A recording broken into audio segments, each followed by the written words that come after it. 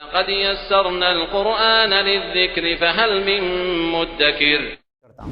اور یہ تاثر دیتے ہیں کہ ہم بھی اہل حدیث ہیں، امام بخاری بھی اہل حدیث ہے، ہمارا آپس میں باہمی رشتہ ہے۔ احناف اپنے مدارس میں صحیح بخاری پڑھاتے بھی ہیں، صحیح بخاری کا سال کے آخر میں ختم بھی کراتے ہیں، اجتماع بھی اس کے نام پہ کرتے ہیں، لیکن صحیح بخاری پر احناف عمل نہیں کرتے، احناف کے اس کے ساتھ کوئی تعلق نہیں۔ آپ نے سنا انہوں نے جو بات کہی کہ ان کا الزام ہے، تاثر دیتے ہیں عوام کے اندر کہ صحیح بخاری پر ان کا عمل نہیں ہے۔ بہرحال میں آپ کے سامنے چند مثالیں اور پیش کرتا ہوں، اس سے اور بہت اچھی طرح سے واضح ہو جائے گا کہ کتنا عمل ہے۔ یہ ہے ہدایہ جلد 1 صفحہ نمبر 110 کتاب الصلاۃ باب صفت الصلاۃ کے اندر، شرح وقایہ کے اندر بھی یہ موجود ہے، فتاوی عالمگیری کے اندر بھی موجود ہے۔ یہ مسئلہ یہ ہے کہ یعنی دو سجدے کرنے کے بعد اپنے قدموں کے پنجوں پر ہی کھڑا ہو جائے، اپنے قدموں کے پنجوں پر ہی کھڑا ہو جائے، نہ ہی جلسہ استراحت کے لیے بیٹھے۔ اس سے پہلے جو مثال میں نے بیان کی تھی پچھلے ویڈیو کے اندر، جلسہ استراحت کے متعلق صحیح بخاری کی حدیث پیش کی تھی اور یہ مسئلہ بھی واضح کر دیا تھا۔ یہ صحیح بخاری کے خلاف مسئلہ ہے۔ صحیح بخاری کے اندر ہے کہ اللہ کے رسول صلی اللہ علیہ وسلم نے جلسہ استراحت کیا۔ جلسہ استراحت کہتے ہیں ایک رکعت آپ نے نماز پڑھ لی، یعنی کہ دوسرا سجدہ کیا، دوسرا سجدہ کرنے کے بعد ڈائریکٹ کھڑا نہیں ہونا ہے، رسول اللہ صلی اللہ علیہ وسلم کے عمل کے خلاف ہے۔ پہلے بیٹھ جانا ہے، بیٹھ کے پھر کھڑا ہونا ہے، دوسری رکعت کے لیے بیٹھ کے پھر کھڑا ہونا ہے۔ یہ رسول اللہ صلی اللہ علیہ وسلم کا عمل ہے۔ صحیح بخاری کے اندر حدیث ہے، پچھلے ویڈیو میں آپ جا کے کلک کر سکتے ہیں، ڈسکرپشن میں اس کا لنک ہے، آپ جا کر اسے چیک کر سکتے ہیں، دیکھ سکتے ہیں۔ اور پھر آگے یہ کیا کہہ رہے ہیں، اور نہ ہی اپنے ہاتھوں سے زمین پر ٹیک لگائے، یعنی ڈائریکٹ اپنے قدموں پر کھڑا ہو جائے، اپنے ہاتھوں سے ٹیک لگا کر کھڑا نہ ہو۔ یہ مسئلہ بیان کیا جا رہا ہے ہدایہ کے اندر، شرح وقایہ کے اندر۔ اب آئیے دیکھتے ہیں صحیح بخاری کے اندر کون سی حدیث ہے جو اس کے خلاف جاتی ہے، لیکن اس حدیث کو نہیں مانتے۔ حدیث نمبر ہے 824، حضرت ابو قلابہ رضی اللہ تعالیٰ عنہ سے روایت ہے، اور یہ روایت تھوڑی لمبی ہے، آگے یہ ہے، میں صرف وہی حصہ پڑھ رہا ہوں۔ تو پھر حضرت مالک بن حویرث رضی اللہ تعالیٰ عنہ کی نماز کیسی تھی؟ انہوں نے فرمایا ہمارے اس شیخ یعنی عمر بن سلمہ کی نماز کی طرح۔ ایوب کہتے ہیں کہ اس شیخ پوری طرح اللہ اکبر کہتے اور جب اپنا سر دوسرے سجدے سے اٹھاتے تو بیٹھ جاتے، اپنا سر جب دوسرے سجدے سے اٹھاتے تو بیٹھ جاتے، زمین پر ٹیک لگا کر پھر اٹھتے تھے، زمین پر ٹیک لگا کر پھر اٹھتے تھے۔ اب مجھے یہ بتائیں کہ یہ رسول اللہ صلی اللہ علیہ وسلم کی نماز بتا رہے ہیں، اور یہ کہہ رہے ہیں، یہ کر کیا رہے ہیں؟ ہاتھ سے ٹیک لگا کر پھر کھڑے ہو رہے ہیں۔ اور آپ مسئلہ سنا آپ نے کہ ڈائریکٹ اپنے قدموں پر کھڑا ہو جائے، ٹیک نہ لگائے، نہ بیٹھے نہ ٹیک لگائے۔ اور صحیح بخاری کے اندر کیا ہے؟ بیٹھے بھی اور ٹیک بھی لگا کر اٹھے۔ لہٰذا محاسبہ کریں، یہ صحیح حدیث ہے، صحیح بخاری کے اندر کتاب الاذان کے اندر حدیث نمبر 824۔ اس حدیث کے خلاف آپ کا یہ مسئلہ ہے، آپ بالکل کریکٹ کریں، اس حدیث پر عمل کریں، ہماری یہ دعوت ہے۔ اگلا مسئلہ ہم دیکھ لیتے ہیں، یہ ہے ہدایہ جلد 1 صفحہ نمبر 124 کتاب الصلاۃ کے اندر، باب الامامہ، شرح وقایہ کے اندر، در مختار کے اندر بھی، قدوری کے اندر بھی یہ مسئلہ موجود ہے۔ ترجمہ یہ ہے کہ غلام کی امامت مکروہ ہے، غلام کی امامت مکروہ ہے، یعنی اس کی امامت بالکل صحیح نہیں ہے، مکروہ ناپسندیدہ ہے۔ آئیے اب ہم دیکھتے ہیں کہ صحیح بخاری کے اندر صحیح حدیث کیا ہے جو امام بخاری نے نقل کیا ہے۔ امام بخاری نے نقل کیا ہے، دیکھیے امام بخاری رحمۃ اللہ علیہ باب باندھتے ہیں، یعنی وہ فقہ، جو فقہ کہتے ہیں نا، امام بخاری رحمۃ اللہ علیہ کے جو باب ہے وہ ان کا فقہ ہے۔ امام بخاری رحمۃ اللہ علیہ نے باب باندھا ہے، باب امامت العبدی والمولا، امامت العبدی والمولا، یہ باب ہے، یہ چیپٹر ہے، عبد یعنی غلام اور مولا آزاد کردہ غلام کی امامت کے متعلق۔ اور امام بخاری اب حدیث نقل کر رہے ہیں، حدیث نمبر ہے 692، 692، اس کے اندر ہے ٹکڑا یہ ہے کہ پوری حدیث ہے، اس کے بعد یہ کہتے ہیں ابن عمر رضی اللہ تعالیٰ عنہ نے فرمایا کہ اولین مہاجرین قباء کے مقام اسبا پر پہنچے تو ان کی امامت سالم مولا ابو حذیفہ کیا کرتے تھے، انہیں سب سے زیادہ قرآن یاد تھا۔ سالم مولا ابو حذیفہ، یعنی ابو حذیفہ رضی اللہ تعالیٰ عنہ کے جو غلام تھے حضرت سالم، وہ امامت کر رہے تھے۔ تو اس حدیث کے اندر یہ بات پتہ چلی کہ جب رسول اللہ صلی اللہ علیہ وسلم وہاں گئے تو امامت کر رہے تھے غلام، رسول اللہ صلی اللہ علیہ وسلم نے منع نہیں فرمایا۔ رسول اللہ صلی اللہ علیہ وسلم کے حیات میں رسول اللہ صلی اللہ علیہ وسلم کے سامنے غلام امامت کر رہا ہے اور آپ اس کو مکروہ کہہ رہے ہیں۔ یہ صحیح بخاری حدیث نمبر 692 اس کے اندر ہے. آپ خود دیکھیں کس طرح سے دفاع کریں گے ان سب چیزوں کا. دفاع کرنے کا مطلب یہ ہے ڈائریکٹ آپ مان لیں صحیح بخاری یا صحیح الکتب بعد کتاب اللہ آپ بھی مانتے ہیں، ہم بھی مانتے ہیں، سارے مسلمان مانتے ہیں. ہم دوسروں کو کہتے ہیں یہودی نصرانی وغیرہ کو ہم کیا دعوت دیتے ہیں؟ عمومی طور پر جو علماء کہتے ہیں کہ جو بائبل ہے یعنی تورات و انجیل ہے جس کا مجموعہ ہے بائبل کے اندر اگر وہ لوگ بائبل پر عمل کر لیں تو سور کھانا چھوڑ دیں گے، توحید پر ایمان لے آئیں گے، اللہ کو ایک مانیں گے، عیسیٰ کو بیٹا نہیں مانیں گے. یہ ساری باتیں کہتے ہیں، یعنی کہتے ہیں اپنی کتاب پر تو عمل کرو. ہم یہ مطلب مسلمان کے علماء یہ دعوت دیتے ہیں، اور ہم یہ کہہ رہے ہیں کہ آپ غیر مسلموں کو کہتے ہیں کہ اگر اسلام کو جاننا ہو تو مسلمانوں کو مت دیکھو بلکہ قرآن اور صحیح احادیث کو دیکھو. تو صحیح احادیث آپ خود کہتے ہیں، ہم بھی کہتے ہیں، اور تمام امت مسلمہ کا اجماعی اتفاقی فیصلہ ہے کہ صحیح بخاری کے اندر تمام حدیثیں صحیح ہیں. جب صحیح بخاری کے اندر صحیح حدیثیں موجود ہے تو پھر آپ غیروں کو تو کہتے ہیں کہ صحیح حدیث اسلام ہے، تو صحیح حدیث کے اندر کا اسلام آپ کیوں نہیں مان رہے؟ آپ پھر بھی جھوٹا دفاع ہم کہہ رہے ہیں تو آپ کہہ رہے ہیں کہ ہم پر الزام دھر رہے ہیں. یہ الزام نہیں ہے، یہ ایک حقیقت ہے. یہاں پر غلام امامت کر رہا ہے رسول اللہ کے سامنے اور آپ کہہ رہے ہیں کہ امامت مکروہ ہے. اب آئیے ہم اگلا مسئلہ دیکھتے ہیں. اگلا مسئلہ ہدایہ جلد 1 صفحہ نمبر 166 کتاب الصلاۃ باب السجود السہو فتاوی عالمگیری کے اندر بھی قدوری کے اندر بھی یہ موجود ہے. ترجمہ یہ ہے کہ اگر کسی نے بھولے سے سجدہ کے ساتھ 5ویں رکعت ادا کر لی تو ہمارے یعنی کہ احناف ہمارے نزدیک اس کی وہ تمام فرض نماز باطل ہو گئی. یعنی ایک مثال سمجھے کہ ظہر کی 4 رکعت ہے، 4 رکعت کی جگہ 5 رکعت پڑھ لی تو کیا مسئلہ ہے کہ تمام یعنی پانچوں کے پانچوں رکعت جو ہے وہ باطل ہو گئی. اور فتاوی عالمگیری میں صاف الفاظ یہ ہیں کہ ظہر کے الفاظ بھی موجود ہیں، اس کے ظہر کی نماز فاسد ہو گئی.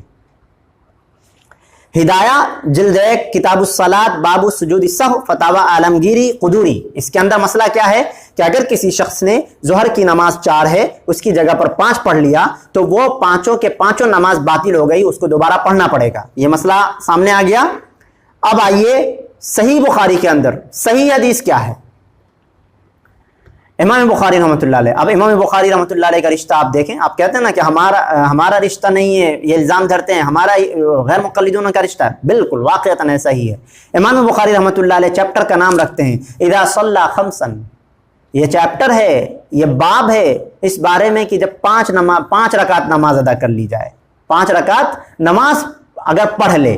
آگے حدیث نمبر 1226 یعنی 1226 نمبر حدیث ہے، اور حدیث حضرت عبداللہ ابن مسعود رضی اللہ تعالیٰ عنہ سے ہے، اور روایت کرتے ہیں کہ رسول اللہ صلی اللہ علیہ وسلم نے ایک دفعہ ظہر کی 5 رکعت پڑھی. فتاوی عالمگیری میں کیا ہے، ظہر کی اگر 5 رکعت پڑھی تو پانچوں نماز فاسد، یعنی پانچوں رکعت فاسد، نماز باطل، دوبارہ پڑھو. اور یہاں کیا ہے، حضرت عبداللہ ابن مسعود کہتے ہیں رضی اللہ تعالیٰ عنہ کہ رسول اللہ صلی اللہ علیہ وسلم نے ایک دفعہ ظہر کی 5 رکعت پڑھی. آپ صلی اللہ علیہ وسلم سے عرض کیا گیا آیا نماز میں کچھ اضافہ کر دیا گیا، یعنی بڑھا دیا گیا ہے کیا 1 رکعت؟ آپ صلی اللہ علیہ وسلم نے فرمایا وہ کیا، مطلب ایسا کیوں سوال کر رہے ہو؟ عرض کیا گیا، کہا گیا آپ نے 5 رکعت پڑھی ہیں. تو آپ صلی اللہ علیہ وسلم نے سلام پھیرنے کے بعد 2 سجدے کیے. آپ صلی اللہ علیہ وسلم 2 سجدے کیے یعنی سجدہ سہو کیا. یعنی آپ صلی اللہ علیہ وسلم نے لوگوں کے سامنے، صحابہ کرام کے سامنے، جب صحابہ کرام نے سوال اٹھایا کہ 5 رکعتیں ہو گئی، رسول اللہ صلی اللہ علیہ وسلم نے سجدہ سہو کیا، نماز ہو گئی، اور آپ کہہ رہے ہیں نماز باطل. اور خصوصی طور پر اس حدیث کے اندر ہے ظہر کی نماز، رسول اللہ صلی اللہ علیہ وسلم سے جو بھول ہوئی تھی ظہر کی نماز، اور اس میں سجدہ سہو کیا، نماز ہو گئی، اور آپ ظہر کی نماز کو ہی فاسد کر رہے ہیں. نعوذ باللہ من ذالک. اتنا خلاف یعنی وہ الفاظ بھی دیکھیں کہ ظہر کی ہی نماز ہے. مجھے ہنسی کیوں آ رہی ہے؟ اس وجہ سے آ رہی ہے کہ مولانا الیاس گمن صاحب کا کہنا ہے کہ الزام دھر رہے ہیں. یہ الزام نہیں، یہ حقیقت ہے. آپ صحیح بخاری کو کھولیں، ایک طرف سے پڑھتے جائیں اور مسائل کو دیکھتے جائیں، بالکل الگ ورسز صحیح بخاری ورسز مولانا الیاس گمن صاحب. میں نے نام مولانا الیاس گمن صاحب کا دیا ہے، لیکن وہ دعوت دے رہے ہیں، ہر جگہ پھیلا رہے ہیں، لوگ اس پر عمل بھی کر رہے ہیں. بہرحال ظہر کی مسئلہ یہ ثابت ہوا صحیح بخاری کے حساب سے کہ ظہر کی نماز ہو یا کوئی بھی نماز ہو اگر 1 رکعت زائد ہو جاتی ہے تو رسول اللہ صلی اللہ علیہ وسلم کی صحیح حدیث پر عمل کرتے ہوئے، صحیح بخاری پر عمل کرتے ہوئے، حدیث نمبر 1226 پر عمل کرتے ہوئے آپ سجدہ سہو کر لیں، آپ کی نماز ہو جائے گی. فقہ کے اندر وہ کتاب ہدایہ کے اندر فتاوی عالمگیری وغیرہ کے اندر موجود ہے کہ نماز نہیں ہوگی، لیکن وہ مسئلہ صحیح نہیں ہے۔ آپ محاسبہ کریں اور اس حدیث پر عمل کرنے کی میری دعوت کو قبول کریں۔ اگلا مسئلہ ہے شرح وقایہ کے اندر کتاب الصلاۃ کے اندر، یعنی حج کے موقع کے علاوہ 2 فرض نمازیں ایک وقت میں جمع نہیں کی جا سکتی، یعنی حج کے موقع پر 2 نمازوں کو جمع کیا جا سکتا ہے، اس کے علاوہ 2 نمازوں کو یعنی ظہر اثر مغرب عشاء 2 نمازوں کو ایک جگہ جمع کر کے نہیں پڑھا جا سکتا۔ یہ مسئلہ ہے یہ شرح وقایہ فقہ کی بڑی کتاب میں سے ایک کتاب ہے شرح وقایہ، اس کے اندر موجود ہے۔ اور آئیے صحیح بخاری حدیث دیکھتے ہیں ہم۔ امام بخاری رحمۃ اللہ علیہ کا رشتہ بتا رہا ہوں۔ امام بخاری رحمۃ اللہ علیہ نے باب باندھا ہے، باب الجمع فی السفر بین المغرب والعشاء۔ یہ باب ہے، یہ چیپٹر ہے عشاء اور مغرب کے درمیان سفر میں نماز کو جمع کرنے کا، یعنی مغرب اور عشاء کی نماز کو جمع کرنے کا، اور حدیث اس پر عشاء مغرب کی بھی لائے ہیں اور ظہر اثر کی بھی لائے ہیں۔ اب آگے دیکھیے حدیث کیا ہے۔ حدیث نمبر ہے 1106 یعنی 1106۔ اس کے اندر ہے حضرت عبداللہ بن عمر رضی اللہ تعالیٰ عنہ سے روایت ہے، انہوں نے فرمایا نبی کریم صلی اللہ علیہ وسلم کو جب سفر کے لیے جلدی ہوتی تو مغرب اور عشاء کو جمع کر لیتے تھے، یعنی ایک ساتھ پڑھ لیتے تھے۔ مغرب کو تھوڑا لیٹ کر دیتے تھے اور عشاء کو تھوڑا پہل کر دیتے، دونوں کو ایک ساتھ ملا کر دونوں نمازیں پڑھ لیتے تھے ایک ساتھ۔ یہ جمع بین الصلاتین ہے، 2 نمازوں کو ایک ساتھ جمع کرنا۔ یہ صحیح بخاری کے اندر حضرت عبداللہ ابن عمر رضی اللہ تعالیٰ عنہ فرما رہے ہیں، حضرت عبداللہ ابن عمر رضی اللہ تعالیٰ عنہ فرما رہے ہیں کہ رسول اللہ صلی اللہ علیہ وسلم جب سفر میں جلدی پر ہوتے تو ایسا کرتے تھے، اور آپ کہہ رہے ہیں وہاں پر لکھا ہوا ہے کہ یہ جائز نہیں ہے، لہٰذا یہ حدیث نمبر 1106 صحیح بخاری کے اندر موجود ہے، اس کے خلاف ہے آپ کا وہ مسئلہ۔ آپ محاسبہ کریں، آپ اس حدیث پر عمل کریں، ہماری دعوت کو قبول کریں۔ اس کے علاوہ اس کے بعد جو حدیث ہے 1107 1107 حضرت عبداللہ ابن عباس رضی اللہ تعالیٰ عنہ سے روایت ہے، انہوں نے فرمایا رسول اللہ صلی اللہ علیہ وسلم دوران سفر ظہر اور عصر کی نماز کو اسی طرح مغرب اور عشاء کو ملا کر پڑھ لیتے تھے۔ یہاں پر یہ حدیث کیا آئی؟ حضرت عبداللہ ابن عباس سے اور زیادہ عمومیت آ گئی کہ ظہر عصر کو ایک ساتھ ملا کر پڑھ لیتے تھے اور مغرب اور عشاء کو ایک ساتھ نماز ملا کر پڑھ لیتے تھے، لہٰذا عبداللہ ابن عباس عبداللہ ابن عمر رضی اللہ عنہم اجمعین ان کی یہ حدیث آ گئی صحیح بخاری حدیث نمبر 1106 اور حدیث نمبر 1107، اس کے تحت کہ 2 نمازوں کو ایک جگہ جمع کیا جا سکتا ہے، 2 نمازوں کو ایک جگہ جمع کیا جا سکتا ہے۔ جبکہ میں نے مسئلہ کیا پڑھا تھا شرح وقایہ کے اندر ہے کہ حج کے موقع کے علاوہ 2 فرض نمازوں کو ایک ساتھ ملا کر پڑھنا نہیں جائز ہے، نہیں کیا جا سکتا۔ یہ صحیح بخاری کی حدیث نمبر 1106 1107 کے خلاف مسئلہ ہے۔ اب آئیے اگلا مسئلہ ہے ہدایہ کتاب الصلاۃ شرح وقایہ فتاوی عالمگیری وغیرہ میں موجود ہے۔ وہ کہتے ہیں غروب آفتاب کے بعد فرض نماز سے پہلے نفل نہ پڑھی جائیں تاکہ مغرب کی نماز میں تاخیر نہ ہو۔ وجہ بتا رہے ہیں مغرب کی نماز لیٹ نہ ہو جائے، اسی لیے نفل نماز نہ پڑھی جائے غروب آفتاب کے بعد۔ غروب آفتاب کہتے ہیں سورج ڈوبنا، سورج ڈوبنے کے بعد ڈائریکٹ مغرب کی فرض نماز پڑھی جائے گی۔ یہ مسئلہ ہے ہدایہ کے اندر کتاب الصلاۃ کے اندر شرح وقایہ کے اندر فتاوی عالمگیری کے اندر، ٹھیک ہے۔ اب ہم صحیح بخاری کی حدیث کو دیکھتے ہیں۔ صحیح بخاری خصوصی طور پر ہم صحیح بخاری کو ڈسکس کر رہے ہیں نا، صحیح بخاری کی حدیث کو دیکھتے ہیں۔ امام بخاری کا رشتہ بھی آپ دیکھ لیجئے، امام بخاری رحمۃ اللہ علیہ نے باب باندھا ہے، باب الصلاۃ قبل المغرب، مغرب سے پہلے نماز پڑھنے کا بیان۔ قبل المغرب مطلب کیا ہے؟ مغرب کی جو فرض نماز ہے اس سے پہلے نماز پڑھنے کا باب ہے۔ اب حدیث دیکھیے، حدیث سے سمجھ میں آ جائے گا۔ حدیث نمبر ہے 1183 1183 اور حدیث نمبر ہے 1184، یعنی پے در پہ 2 حدیثیں ہیں اس باب کے اندر۔ پہلی حدیث حضرت عبداللہ مزنی رضی اللہ تعالیٰ عنہ سے روایت ہے، وہ نبی کریم صلی اللہ علیہ وسلم سے بیان کرتے ہیں کہ آپ نے فرمایا مغرب سے پہلے 2 رکعتیں ادا کرو، تیسری مرتبہ فرمایا جس کا دل چاہے، یعنی رسول اللہ صلی اللہ علیہ وسلم نے پہلی مرتبہ فرمایا کہ مغرب سے پہلے 2 رکعتیں ادا کرو، یعنی مغرب کی فرض نماز سے پہلے 2 رکعتیں ادا کرو، پھر دوسری مرتبہ فرمایا مغرب کی فرض نماز سے پہلے 2 رکعت ادا کرو، پھر تیسری مرتبہ فرمایا یہ بھی ملایا جس کا دل چاہے۔ یہ اس لیے فرمایا کہ بعد والے لوگ اسے سنت موقدہ نہ بنا لیں۔ نفل پڑھنا ہے ثابت، سنت موقدہ نہیں ہے، اسی حدیث سے ثابت ہوا ہے، جس کا دل چاہے وہ پڑھ لے۔ رسول اللہ صلی اللہ علیہ وسلم نے بتایا، رسول اللہ نے کہا کہ مغرب سے پہلے 2 رکعت نفل ہے، جس کا دل چاہے پڑھ لے، اور آپ کہہ رہے ہیں مغرب سے پہلے، مغرب کی نماز سے پہلے کوئی نفل نماز نہیں، लिहाजा इस हदीस का इनकार। इसी तरह से हज़रत मुर्शिद बिन अब्दुल्ला यज़नी से रिवायत है, उन्होंने कहा मैं हज़रत उक़बा बिन आमिर के पास आया रज़ी अल्लाह ताला अन्हु, वो एक ताबी हैं, वो अपने सहाबी के बारे में उक़बा बिन आमिर के बारे में कह रहे हैं, और अर्ज़ किया कि अजीब बात है कि अबू तमीम यानी अब्दुल्ला जियाशी नमाज मगरिब से पहले 2 रकातें पढ़ते हैं। वो उन्होंने ताबी ने चौंक कर उक़बा बिन आमिर रज़ी अल्लाह ताला अन्हु से सवाल किया, तो हज़रत उक़बा बिन आमिर रज़ी अल्लाह ताला अन्हु ने फरमाया हम भी नबी सल्लल्लाहु अलैहि वसल्लम की हयात तय्यबा में रसूलुल्लाह सल्लल्लाहु अलैहि वसल्लम की ज़िंदगी में पढ़ा करते थे। उन्होंने अर्ज़ किया अब क्यों नहीं पढ़ते हैं वो? फरमाया मसरूफ़ियत की वजह से। उक़बा बिन आमिर रज़ी अल्लाह ताला अन्हु फरमाते हैं कि हम भी रसूलुल्लाह सल्लल्लाहु अलैहि वसल्लम की हयात तय्यबा में ये पढ़ा करते थे। फिर कहा कि अभी क्यों नहीं पढ़ते आप? तो कहते हैं मसरूफियत की वजह से। वजह बताई मसरूफियत की वजह से। आपने मसला सुना, इसमें रसूलुल्लाह सल्लल्लाहु अलैहि वसल्लम ने खुद फरमाया कि मगरिब से पहले 2 नफिल नमाज पढ़ लो, यानी मगरिब की जमात से पहले, फर्ज से पहले 2 रकात नफिल नमाज है, ठीक है। फिर लास्ट में फरमाया, तीसरी मरतबा में फरमाया जिसका दिल चाहे। उसके बाद ये उक़बा बिन आमिर रज़ी अल्लाह ताला अन्हु का असर है, वो खुद कह रहे हैं कि रसूलुल्लाह के ज़माने में हम लोग भी पढ़ा करते थे, आज मसरूफियत की वजह से नहीं पढ़ पाते हैं, जब एक ताबी ने सवाल किया।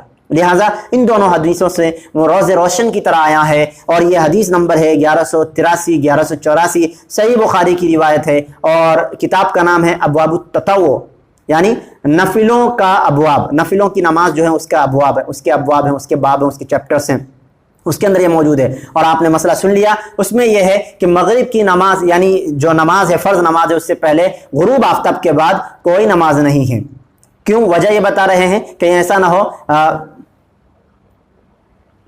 कहीं ऐसा ना हो इसमें ताख़ीर हो जाए, मगरिब की नमाज में ताख़ीर हो जाए। अरे रसूलुल्लाह कह रहे हैं पढ़ो जिसका दिल चाहे, और उक़बा बिन आमिर कह रहे हैं रज़ी अल्लाह ताला अन्हु कि हम रसूलुल्लाह के ज़माने में पढ़ते थे, मसरूफ़ियत की वजह से अभी नहीं पढ़ पा रहे हैं। तो आप ये कहो ना कि जिसका दिल चाहे पढ़ो, जिसका दिल चाहे ना पढ़ो। ये कैसे कह सकते हैं कि ऐसा बिल्कुल नहीं करो? मनाहियत क्यों? ये इस हदीस के ख़िलाफ़ नहीं, रसूलुल्लाह सल्लल्लाहु अलैहि वसल्लम के अमल के ख़िलाफ़ नहीं, सहाबा के अमल के ख़िलाफ़ नहीं है। मुहासबा किया जाए। सही बुखारी के मसाइल में हदीसें पेश कर रहा हूँ मसाइल के ख़िलाफ़, सही बुखारी, दूसरी सही हदीसों को मैं हाथ भी नहीं लगा रहा हूँ, सही बुखारी की बात चल रही, इसीलिए सही बुखारी की बातें कर रहा हूँ। अब आइए एक मसला और आप साथ लेते जाइए। ये फतावा आलमगीरी में है, फस्लु फ़िस सलाति अलल मय्यित, शरह विक़ाया के अंदर भी है, ये जनाजे के मसले में है। नमाज जनाजा में कुरान ना पढ़ा जाए, इसमें लिखा हुआ है फतावा आलमगीरी में, नमाज जनाजा में कुरान ना पढ़ा जाए, और अगर फातिहा दुआ की नीयत से पढ़ ली जाए तो कोई हरज नहीं। यानी ये नीयत फातिहा पढ़ने में, सूरह फातिहा जो है अल्हम्दुलिल्लाह रब्बिल आलमीन, ये पढ़ने में ये नीयत ज़रूर होनी चाहिए कि ये दुआ हम पढ़ रहे हैं, तो कोई हरज नहीं। अगर क़िरात की नीयत से पढ़ेगा तो ये जायज़ नहीं, क्योंकि ये क़िरात का नहीं दुआ का महल है, यानी कि नमाज जनाजा जो है वो दुआ का महल है। बड़ी क़यास आराइयाँ हैं, बड़े सारे खेल हैं, बहुत सारी बातें खुद से बयान कर दी जाती हैं। ठीक है, क़िरात का नहीं दुआ का महल है। आइए अब आगे देखते हैं हदीस क्या है।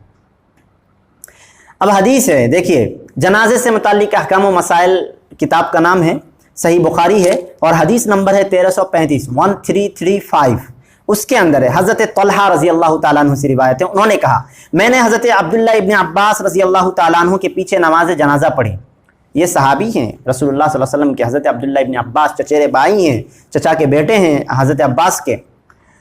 और हज़रत तलहा कहते हैं कि उनके पीछे नमाज जनाजा पढ़ी, उसमें हज़रत अब्दुल्लाह इब्न अब्बास रज़ी अल्लाह ताला अन्हु ने सूरह फातिहा की क़िरात फरमाई, क़िरात फरमाई। यहाँ पे लफ्ज़ क़िरात भी है, ये ध्यान रखें। फरागत के बाद फरमाया कि मैंने इसलिए पढ़ी है ताकि तुम्हें इसके सुन्नत होने का इल्म हो जाए, यानी तुम्हें पता चल जाए कि ये करना सुन्नत है। और सुन्नत किसे कहा जाता है? यानी रसूलुल्लाह सल्लल्लाहु अलैहि वसल्लम का अमल है। यानी सही बुखारी के अंदर हदीस नंबर 1335 के तहत हज़रत तलहा रज़ी अल्लाह ताला अन्हु से सही हदीस, सरी हदीस, वाज़ेह हदीस मौजूद है कि हज़रत अब्दुल्लाह इब्न अब्बास ने नमाज जनाजा पढ़ाई तो उन्होंने सूरह फातिहा की क़िरात की, लफ्ज़ क़िरात भी है, क़िरात की, और क़िरात करने के बाद नमाज जनाजा कंप्लीट करने के बाद फरमाया कि मैंने इसलिए किया ताकि तुम्हें पता चल जाए कि यह सुन्नत है, रसूलुल्लाह सल्लल्लाहु अलैहि वसल्लम से साबित है, रसूलुल्लाह सल्लल्लाहु अलैहि वसल्लम से साबित है। अभी दूसरी सही हदीसों की बात नहीं चल रही, सिर्फ सही बुखारी की, लिहाजा मैं यहीं पे वक्फ करता हूँ, नहीं तो ये बताता कि सूरत भी मिलाना सही हदीसों से साबित है, और सही हदीसों से सूरत मिलाना भी साबित है नमाज जनाजा के अंदर। और यहाँ पर यह मसला बयान किया गया कि क़िरात की नीयत से, क़िरात का इरादा करते हुए सूरह फातिहा के भी पढ़ना दुरुस्त नहीं है। صرف دعا کیا جا سکتا ہے بس، اور اس کے اندر قرأت نہیں کیا جا سکتا۔ لہٰذا صحیح بخاری کی حدیث اور یہ مسئلہ دونوں آپ کے سامنے ہے۔ میری یہ دعوت ہے، فقط یہ دعوت ہے کہ مولانا الیاس گھمن صاحب بڑے آدمی ہیں، اسٹیج کے مالک ہیں، بڑے لوگ ان کے فالوورز ہیں، وہ اس طرح کی باتیں بیان کر رہے ہیں، ان کو کرنا بھی ہے کیونکہ وہ مبلغ ہیں، وکیل احناف ہے۔ ہمارا اختلاف احناف، شافعی، مالکی یہ سب مسئلہ ہی نہیں ہے۔ ہمارا مسئلہ ہے جو صحیح حدیث ہے اس پر عمل کیا جائے، آپ بھی عمل کریں، ہم بھی عمل کریں۔ آپ اپنے آپ کو حنفی کہتے رہیں، ہم اپنے آپ کو شافعی، مالکی، حنبلی، جو بھی کہنا ہو کرتے رہیں، لیکن اس طرح کی باتیں تو نہیں ہونی چاہیے کہ صحیح احادیث ایک طرف ہیں اور آپ کا مسئلہ ایک طرف ہے۔ پھر اگر آپ کو کہا جائے، دعوت دی جائے، تو آپ کہتے ہیں کہ میدان میں اتر جاتے ہیں مقابلے کے لیے۔ نہیں، نعوذ باللہ من ذالک، مقابلے کا کوئی ارادہ کسی کا نہیں ہوتا ہے۔ بس اہل الحدیث کا شروع سے لے کر رسول اللہ صلی اللہ علیہ وسلم کے زمانے سے لے کر آج تک حدیث کو پھیلانا ہے۔ امام بخاری نے وہی کیا، امام مسلم نے وہی کیا، امام ترمذی نے یہی کیا، ابن شیبہ نے یہی کیا، امام نسائی نے یہی کیا، ابن ماجہ نے یہی کیا۔ جس نے بھی حدیث پھیلانا، پڑھنا، پڑھانا اور اس پر عمل کرنا۔ احادیث کیا ہے؟ یہ رسول اللہ صلی اللہ علیہ وسلم کی زندگی ہے۔ قرآن اللہ تعالیٰ کا فرمان ہے، تو قرآن اور صحیح احادیث ان دونوں پر عمل کرنا ہے، یہی ہماری نجات کے لیے کافی ہے۔ ہم اسی کی دعوت آپ کو بھی دیتے ہیں، اور میرے لیے بھی دعا کریں اللہ تعالیٰ ہمیں صحیح احادیث پر، قرآن پر عمل کرنے کی توفیق نصیب فرمائے۔ اور وہ لوگ جو صحیح احادیث سے دور ہیں عصبیت کی بنا پر یا کسی بھی بنا پر، اس کو بھی اللہ تعالیٰ اپنی صحیح حدیث رسول اللہ صلی اللہ علیہ وسلم کی جو صحیح احادیث ہیں اس کی طرف اللہ تعالیٰ ان کو بڑھائیں اور اس پر عمل کرنے کی توفیق نصیب فرمائے۔ میری یہ درخواست ہے کہ میرے جو ویڈیوز ہوتے ہیں اس میں الحمدللہ بہت محنت کرتا ہوں اور اسکین وغیرہ کرتا ہوں، بہت ساری محنتیں لگتی ہیں تاکہ آپ کو یقین ہو، اور اس یقین کے ساتھ آپ دوسروں تک شیئر بھی کریں تاکہ دین کا جو یہ کام ہے آپ اسے ثواب حاصل کریں۔ السلام علیکم ورحمۃ اللہ وبرکاتہ۔